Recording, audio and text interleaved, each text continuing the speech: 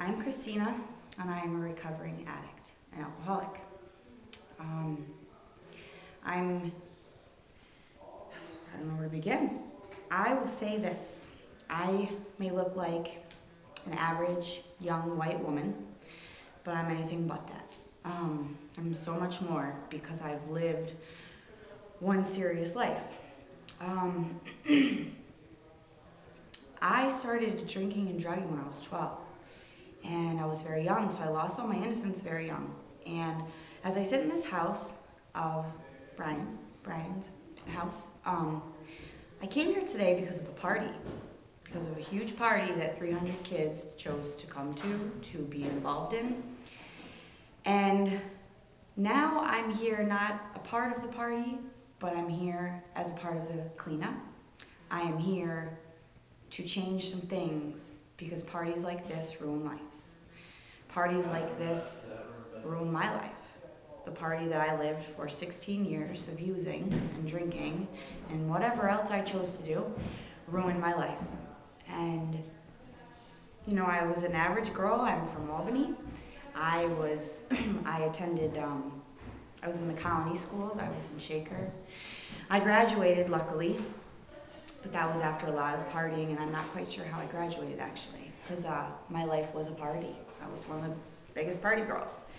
And I ended up moving away because I had to get away from all of it 10 years, 2001, I moved away after I graduated. And while I was here, I went to a lot of parties, just like the one that was thrown here.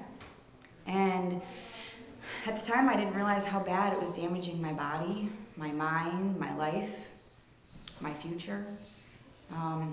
I went on, and I wish, you know, I ended up having kids and getting married, and I've tried so many different times to either be the mother or the friend or the girlfriend or the wife or the daughter.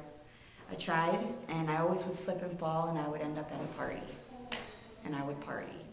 And I'm not going to get into all the things I did because I drank and I drugged and I did things. And I remember what it was like to wake up the morning after a party and either not know where I was, not know the person next to me, not know what I did the night before because of the drinking and the drugging I did. And it's a very, very horrible, horrible feeling. And I thank God that He kept me safe through all of it because I could have died. Lots of things could have happened, and sometimes they did.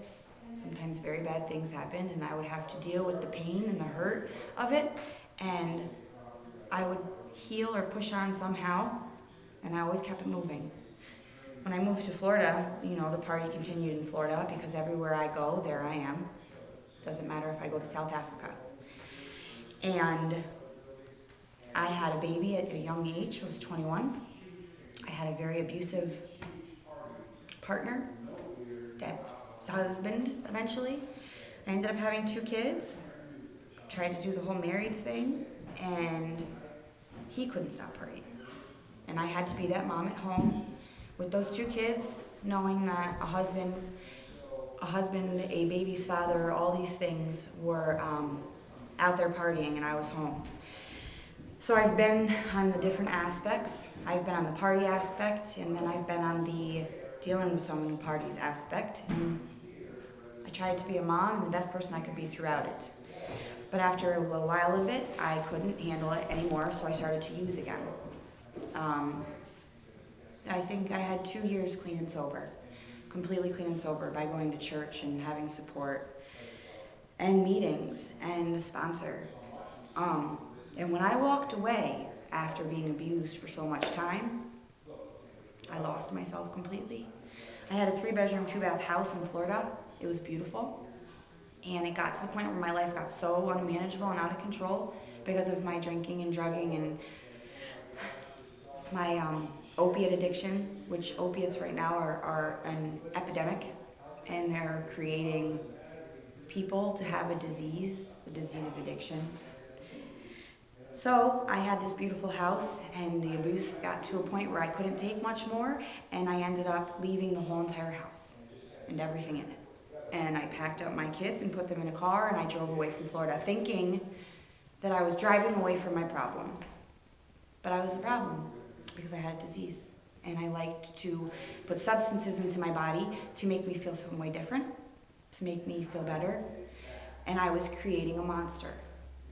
And I became a monster.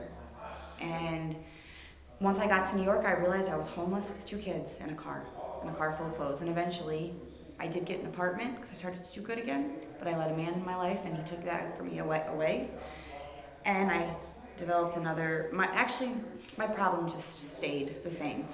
And I ended up allowing my baby's father to take my 2 kids because emotionally, mentally, physically, spiritually, everything, I was bankrupt completely. I had nothing left to give to another human being. So I let their father take them because I knew at the time it would be the best thing for them and for I. And I want to say once they left, I started to change my life for the better, but that would be a lie because I got really, really bad because after putting them on a train, I went home to an empty apartment and I didn't know what to do with myself, so I partied because I didn't know how else to feel, or I didn't want to feel. And I partied and I partied and I partied. For a good 6 months, I partied straight and I drank and I did a lot of things. And when I came to, I had to jump out of a cab while it was going 45 miles an hour in Albany, down Washington Street in Quail. And I jumped from the cab because I wanted to die. I was done. I was blacked out drunk, so I don't remember. This is from the police report. And when I came to, I was on suicide watch in the hospital with a broken rib and a punctured lung. And the doctor told me that I was lucky to be alive. And as I detoxed and came to, a woman handed me a notebook, a stack of magazines and some things, and she said, make something of it. And now it's been 3 years since then, and I made a book about how partying stole my life, literally. Because I lost everything, my house, my kids, my car, my job, my career, my education is all gone because of partying. And I had to get to a bottom to where I was almost dead. So I ended up in a rehab again for the 4th or 5th time, 6th, I believe. And that began my journey of recovery and to where I sit today. When I started the book in the hospital, I didn't realize what I was creating. And I'm excited because I'll be publishing the book very soon, hopefully within a month or so. The rehab I went to and the supportive living I lived in brought me to a place called Peaceful Acres. It was a 6-week training. No, not a training. It was a 6-week spiritual therapy. It was the most amazing thing I've ever seen and been a part of. And when I went up there, one of the horses, Cinnamon, touched my life because Nancy allowed herself, Nancy is the founder of Peaceful Acres, she allowed herself to open up in a way that she had never opened up about losing her children also. And this horse was a part of it, and it changed my life. I think I hadn't cried in a year, and I sobbed that day from a place I didn't know existed, from a place where I had my children. Because the pain of losing a kid is very hard, and regrets are hard. And I changed after that day. That day changed me from inside out. And I started to realize that I cared about a lot more than I thought, because all I cared about at one point was partying and men and the clubs and all that. And there's so much more to life than all of that. So after this horse impacted my life, she died 3 weeks later. And I wasn't sure why, and I came to figure it out. And I visioned a cabin and whatnot while I was up there one of the sessions, and the founder had said to me that I meant to live in one of the cabins up there. And at the time, I'm like, me? Who am I? Because that was a problem. I had no self-worth, I had no self-respect, I had no self-esteem, and I honestly thought I was nobody. And we're all somebody. But when you dance with the devil, you begin to think you're no one. And I guess I needed a little more pain because I wish I could say that I stick around, but I didn't. I went back out for a little more pain because I thought partying might be fun one more time. And I think I got to a point in my life where partying just will never be fun again. It destroys things, like this man's house. He raised his children in this house. They have great memories of horses and beautiful things. And as we clean it up, it's like, wow, now one of these kids stopped to think, this is someone's home. A home is such a big word to me because I lost my home 3 years ago. And it's been a really long time since I've had a home. And Nancy Byral let me come and live at Peaceful Acres, and she gave me a home again. And I'm blessed because of it. And I do not party, and I'm in recovery, and I need to be, because that's my life. And I pray that anyone who's listening to this knows that this is a real life thing. I am a real life person. And I pray that my book changes life so that they don't have to go through some of the hardships that I had to walk through, because I have been to hell and back. And now I can honestly say I live in heaven because I know of a God, and I know of things that are so amazing. And a substance isn't one of them. And I'm blessed because I was asked to come up here and help clean up this party. And I don't watch TV, so I don't really know how big of a deal this is, I guess.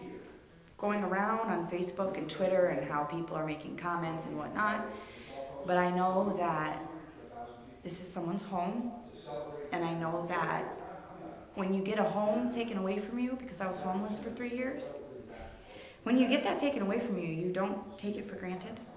And I wish that I could say I had it all back right now, but I don't. I have $0. I do not have my children. I do not have a car. I do not have anything. But I can honestly say that I am the richest person alive because I know of a God, and I know of some amazing people who believe in things I didn't know exist, and now I know they do. And that life can be really good. It is what you make it. I don't believe in coincidences. I believe in God incidences, because God is working all the time. And I pray that my book can go into high schools and middle schools and change lives, because these kids are partying and they have no idea the damage they're doing to their lives, because it may just be one night of fun. What about the girls who could be pregnant right now from the party that happened at this house, and those boys who roofied them and didn't care? What are they going to do when they have a little baby crawling around? What are you going to do with the people who maybe almost overdosed that night, or almost got alcohol poisoning, or, and I can go on for hours, because I know all about a party, you know, but it takes a really strong person to know how to clean up the party. Thank you. I have a couple questions for you. Do you have time for a few questions? Yeah. Where do you see yourself in 1 month? An author. I didn't hear you. An author, a publisher. What are I you want to looking change for? the world. So are you I want to be a looking? world changer. Are you looking for a publisher for your book? Of course, I don't have one. So you need a publisher for your book. I need a publisher for my book. I need money to publish my book. I need a lot of help, but you know what? It's not like, yeah, I need a publisher so that I can get this book into high schools and into middle schools and into the hands of adults who don't really like to read, but they like to look at pictures and read poetry. What's different about your book? There's My lots book. of books out there, right? We have Right. lots and lots of books. Absolutely. What's different? What makes your book, Christina, different? What's your name again? Christina Marie Hutchinson. Could you say that again a little bit louder for me? Christina Marie Hutchinson. And what's your book called? My book is a childlike book for adults. It's a Pictionary book. It's got poetry in it. It has my artwork in it. And I don't know the name of it yet, but it'll come. I don't know. What is it? I would think it's called Once Upon a Time, but I'm not sure yet. Because I'm writing a 3-book trilogy about my life. The first book is the childlike book. The second one is my memoir. And the third is hopefully my happily ever after. What would you like your happily ever after to look like? I just want a home with my family and my kids, and I just want to be happy. What are your kids' names? My son's name is Damien. He's 9, and he's amazing, and he believes in the same God that I believe in, and he prays with little kids at school because I raised him to do that. And my daughter's name is Dominica, and she's 5. And October 8th, she'll be 6. And October 10th, I lost them 3 years ago. I didn't lose them. I allowed them to go be with their father because I was a mess. And I would have them today, but I don't have a house. I don't have money. But I have faith that I'll have them back.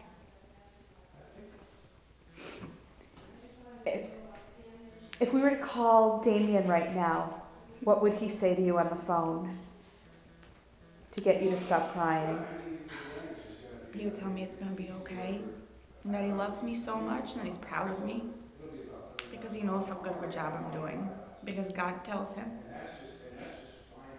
And what would Dominica tell you? What would she say? What would her 5, almost 6-year-old advice be? Mommy, stop crying. I love you.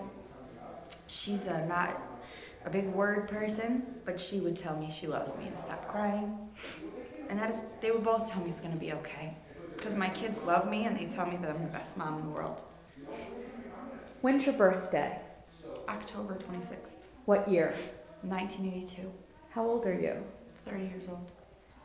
So October 26, 2013, how old will you be? I'll be 31. So by your birthday, what do you hope to have accomplished? I hope to have my book published. I hope to have my children, because I'm hoping that the book makes that possible to take care of 2 kids, because it's hard. But I want every hard piece of it. I hope to have a home for my kids and a car and everything I need to be the best mother I can. I have couple more questions. What's your earliest childhood memory? Nothing good. What's your earliest childhood memory? Well, I think we need to respond. And so that's why all the parents and all the leaders need to step up, because Let me ask it again in a different way. What's your earliest, happiest childhood memory? Tell me about a happy time in your childhood. Happy day, a happy moment, a happy feeling, a happy something.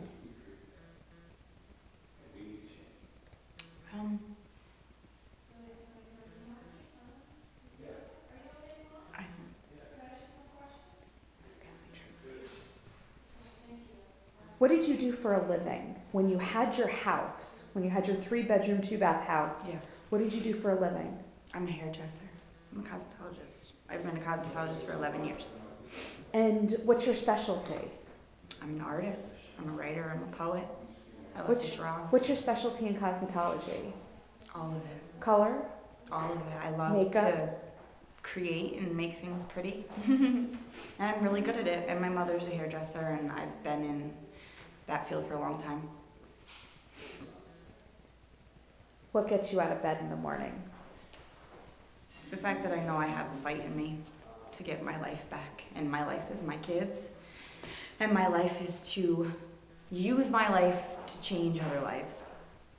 I just want to help people. And that sounds so, everyone says that, but I mean, with all my heart and soul, I know that by me sharing my story and opening up, and I could open up more, but that's why I wrote a book. I wrote a book because people need to know that stuff that nobody really needs to know, because they need to know that they don't have to go through it. That's why there are so many beautiful books. If you could describe yourself in one word, what would that word be? Love. Can I give you my word? Yeah. A warrior. Yeah. I love you. I love you too. Thank you. Are you done? Yeah. Do you have anything else to say? I want to say to all the kids who sit in front of Facebook all day long, this social network that's so wonderful, and it can be utilized in the right way, but don't ever stop and get off Facebook and socialize with your family and the human flesh and blood that's in the same house as you, because as they're walking by behind you on your social network and you're typing, you're missing life, because time doesn't stop. It just keeps going. Tomorrow is not promised. And I call you a world changer. What is one thing that you can do to change the world? to love, to tell my testimony, and to love a God so much because he loves me and he made me just as I am today. And I am not like everyone else, and that's okay. And don't judge a book by its cover, ever. Because So you have no idea what's inside. You're 30. You have about 70 more years to live. Hopefully. When you take your dying breath, what do you hope to have accomplished? The world. And proclaim a God who is so real. And I'm no Bible thumper. I'm not. I don't really read it that much, and I should. But I know of a God who's so tangible and so real. If you let him be, but you gotta have a relationship with him. I don't believe in religion. I believe in a relationship with a God who loves me, who I love so much. And when I was in my deepest and darkest places, and people would say to me, Christina, how can you have so much faith? I would say to them, because I know God is real, even in my deepest, darkest places. Because he's there. If you just look and see, he's around. And it's real. Or at least mine is, my God.